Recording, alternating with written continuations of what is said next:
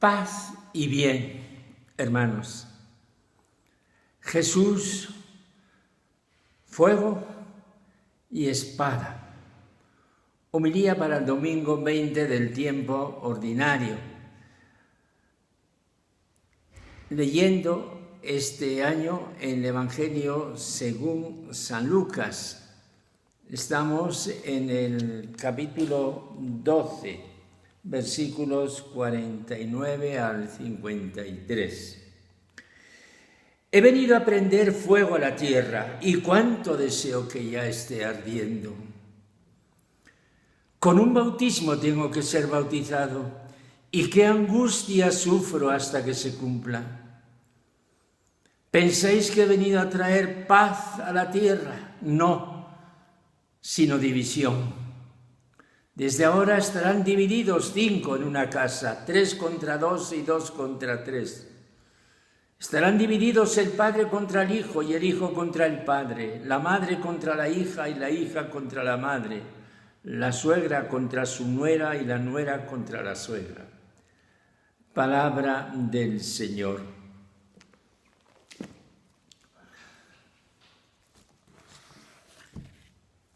Hermanos, estos breves versículos del Evangelio nos sorprenden, nos dan una imagen sorprendente de Jesús que vamos a grabar en el alma, dentro del alma, si pudiésemos. ¿Qué imagen o símbolo vamos a tomar para representar quién es Jesús? En sarcófagos cristianos del siglo III, si en las catacumbas de Santa Domitila, se puede ver una representación de Cristo filósofo. Filósofo con el manto, la túnica corta, sandalias, un libro en la mano y con la otra mano enseñando, indicando por otra parte cercanía. El filósofo es alguien cercano a la divinidad que enseña a través de la filosofía el camino de la vida. Es una representación que se ha hecho de Jesús y aunque para nosotros Jesús no ha predicado una filosofía, sino que sencillamente le ha traído la revelación, es una imagen correcta que insinúa mucho. Pero hoy vemos que si la sociedad aceptara esta imagen del filósofo clásico de la antigua Grecia, ciertamente nuestros parlamentos serían muy distintos que una lucha de partidos y se aproximarían más a una academia de filosofía, puerta de la sabiduría. Ahora bien, podremos presentarnos a Jesucristo como guerrero. En el Evangelio de hoy hay una frase que rechina, que tiene 2 versiones. En San Mateo leemos: no he venido a traer la paz, sino la espada. En San Lucas: no he venido a traer la paz, sino la división. O si queremos podemos quitar el artículo en las 2 frases. Y lo explica lo mismo también San Mateo. ¿Cuál es la división que Jesús ha venido a traer? El padre contra el hijo contra el padre, etc. División familiar. ¿De qué habló Jesús? ¿Habló de espada o de división? ¿Fue San Lucas el que transformó la palabra espada en división? ¿O al contrario, fue San Mateo el que introdujo la palabra espada para hacer más plástica la frase y el sentido? Estas preguntas serían el comienzo de una tesis doctoral sobre un versículo del Evangelio. Pero no podemos enredarnos en ello. Como anécdota, recordemos lo que pasó en el huerto de los olivos, según narra San Juan. Entonces Simón Pedro, que llevaba una espada, la sacó e hirió al criado del sumo sacerdote cortándole la oreja derecha. Este criado se llamaba Malco. Dijo entonces Jesús a Pedro: mete la espada en la vaina. El cáliz que me ha dado mi Padre no lo voy a beber. Siguiendo el Evangelio, vamos a explicar primero el fuego, luego la espada. Jesús se presenta como un incendiario que va a hacer arder el monte y luego la tierra entera. He venido a prender fuego a la tierra y cuánto deseo que ya esté ardiendo. ¿Cuál es ese fuego del que Jesús está hablando? Es el fuego de la hora purificadora de Dios, el fuego que quiere abrasar el mundo y prepararlo para la llegada de Dios. Jesús entiende que su misión no se ciñe solo a su amado pueblo de Israel, sino que abarca al mundo entero. Jesús es el incendiario del mundo para prepararlo para Dios.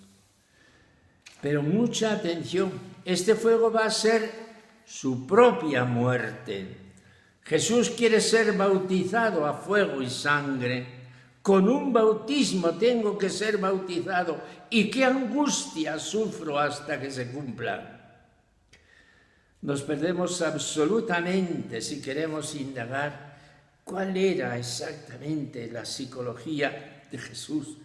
Jesús es un exaltado, pero no es ningún loco. Es un exaltado por el amor que quisiera traspasar de su corazón al mundo entero. Son unos aspectos maravillosos que nos descubren esa personalidad siempre inagotable de Jesús de Nazaret. En este contexto es cuando viene la frase de la espada. ¿Pensáis que he venido a traer paz? Jesús nos dijo en el cenáculo: mi paz os dejo, mi paz os doy, pero no la doy como la da el mundo. Por eso, porque no es la paz de compromisos interesados, sino la paz última del corazón.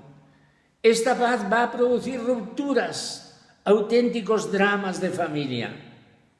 Jesús de ninguna manera es un contemporizador con la sociedad. Una de las cosas más delicadas que tiene la Iglesia es haberse implicado en toda una red diplomática de representaciones y embajadas. La diplomacia tiene su lenguaje. Y si la Iglesia entra en el juego de la diplomacia, debe respetar las leyes y dictámenes de la diplomacia.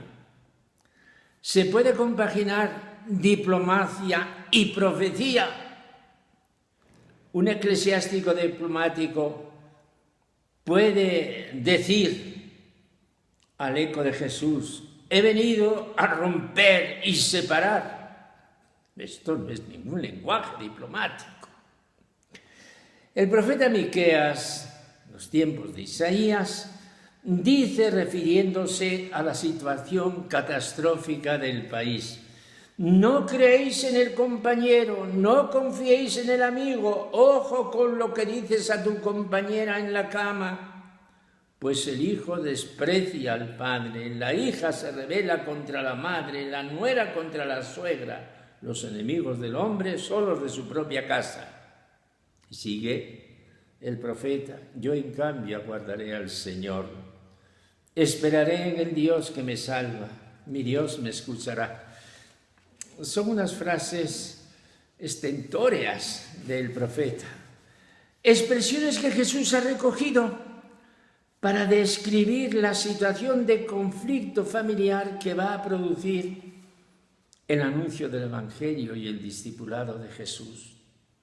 Esos conflictos de familia Jesús los experimentó. Los evangelios son sumamente parcos en darnos detalles que se refieran a su familia, pero hay alguna ligera indicación.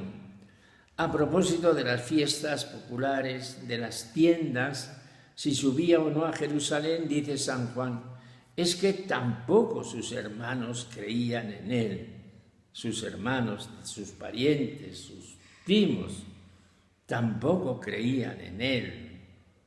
Él se vio solitario en estas circunstancias.